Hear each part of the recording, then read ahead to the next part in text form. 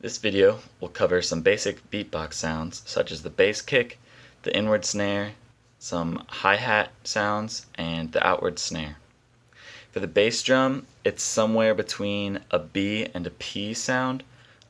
However, when you say a P, there's some air that comes out while you're breathing out. And the bass sound, you don't even need your lungs to do it. You could breathe all your air out and still do the bass sound. So to start, you place your lips like you're about to say a P, and then you build pressure behind your lips, just within your mouth. You don't need your lungs at all, like I said. And then don't puff your cheeks either. And then you release that pressure through the P/B sound, like this. For the inward snare, think about a K, and when you say a K, when I say that, there is the air is coming from the middle of my mouth rather than the sides, and for the inward snare, it's the opposite. You use either both the sides of your mouth or one side or the other. So to get your mouth in position, you put your tongue on the top of your mouth, and then like you're about to say a K, kind of, and then you have the sides of your mouth open. And to start, just try breathing through the sides of your mouth. Kind of sounds like that. And then if you've got that down, it's kind of the same thing as the bass sound with the pressure. You put all of your tongue on the top of your mouth and don't leave the sides open.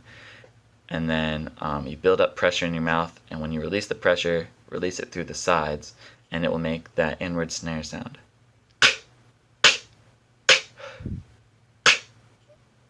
If you want to make more of a rim shot sound, you can do the same thing, but instead of breathing in, like with the inward snare, you just use only the pressure in your mouth and don't breathe in at all. It's less loud, but it sounds a little more like a rim shot, which is kind of cool. For the hi-hat, the basic hi-hat is pretty much just a T sound without any breath behind it. So when I say a T, like in toe or something like that, my tongue is on the roof of my mouth, just behind my teeth, but not actually on my teeth. And when I do the snare, or when I do the hi-hat sound, my tongue actually moves forward and is on the back of my teeth. So yeah, just think about moving your tongue forward, and it's almost like a th, like a th. So it's in between a th and a t. For an open hi-hat, your tongue is in the same position, but you actually let out air like you're breathing out.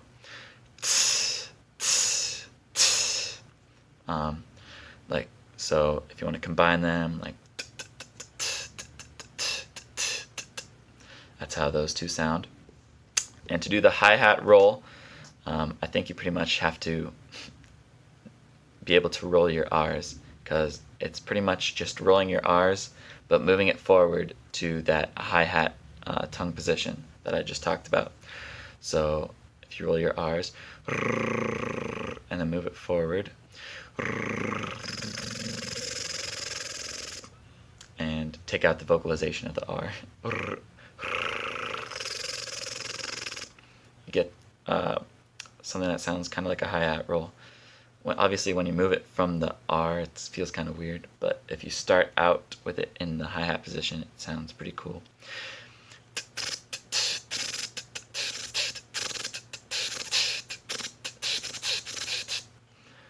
Alright, so lastly, we'll do the outward snare, and this one's actually the one that took me the longest to get down, but it's not too hard.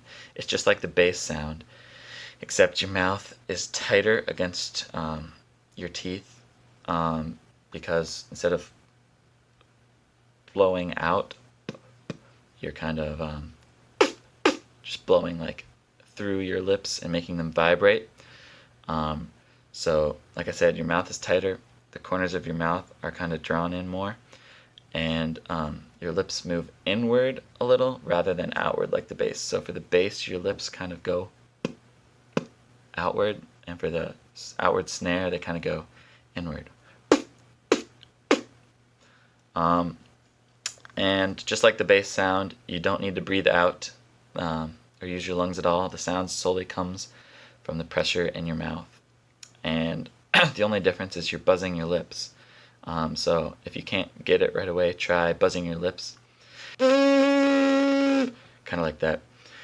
And then just transfer it into the bass sound. So hopefully this video helped you to get down your fundamentals of beatboxing.